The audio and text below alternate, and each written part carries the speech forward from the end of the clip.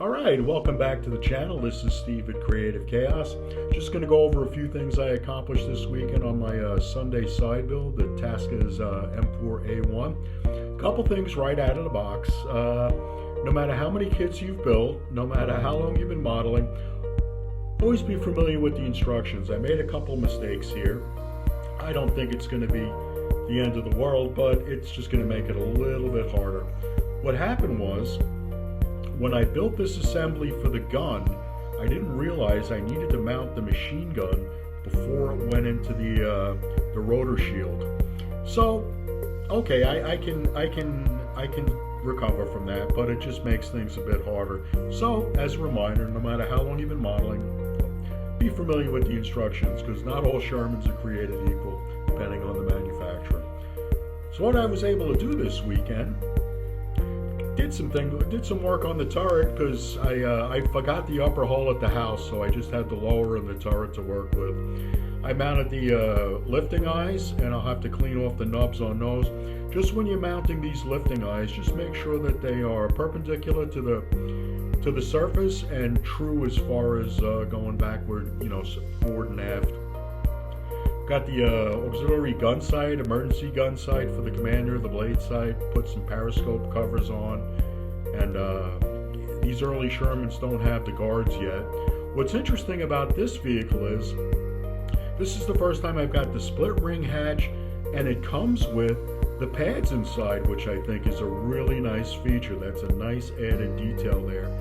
And the 50 caliber mount has the locking handle on it, and I'll have to make sure that I don't knock that off. Around the back, I've mounted the lifting eyes for the rear of the turret, and you can see the way I do it is I cut off a piece of sprue with them just so I have a way to handle them, and I'll cut that off and I'll get those glued and sanded and cleaned up. As far as positioning, you really need to eye it. There's a diagram that shows how they should look from both the side and from the top, because I couldn't find any locating holes or marks for them, but I think I've got them in there right. I've got the pistol port. Pistol port mount's working now. Pistol port you can either mount open or closed. I just chose to mount it closed, but it's a nice pistol port. A lot of kits have you put this piece on also. And what people tend to forget is this was part of the mold, so there shouldn't be a line there. But since this is part of the turret, you don't have to worry about that. The other mistake I made, and this was a couple weeks ago, I had thought that these pieces were too long.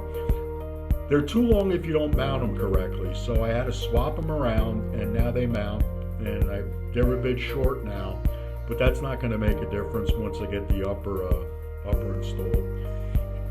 On the back side, I mounted the air cleaners, and the air cleaners are a 3-piece assembly with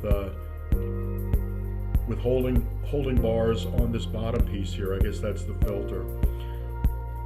In reality, in the kit, this is photo etch, but I just couldn't deal with the photo etch. The other style of air cleaners it comes with has these brackets. So I just borrowed those, and once it's closed up and painted, I don't think that's going to be a deal breaker. The other thing I like about this kit is you get a pretty beefy 75mm gun. Now, as much as I love the Tamiya kits, their Sherman 75mm Shermans, their gun tubes are a bit anemic. So whenever I look at pictures, it looks more like this than it does in the Tamiya ones. The Tamiya ones are a bit thin and straight, so I appreciate that. You get 2 styles of mantlet. This is really the old style before there was a couple versions of this. One where it extended out to here, but not there, and then it extended out to there, and that's the one everybody's most familiar with. This doesn't have the guards on either side of it, but that option is available in a kit. Overall, despite my mistakes, I'm pretty happy with what's going on here, and thanks for stopping by.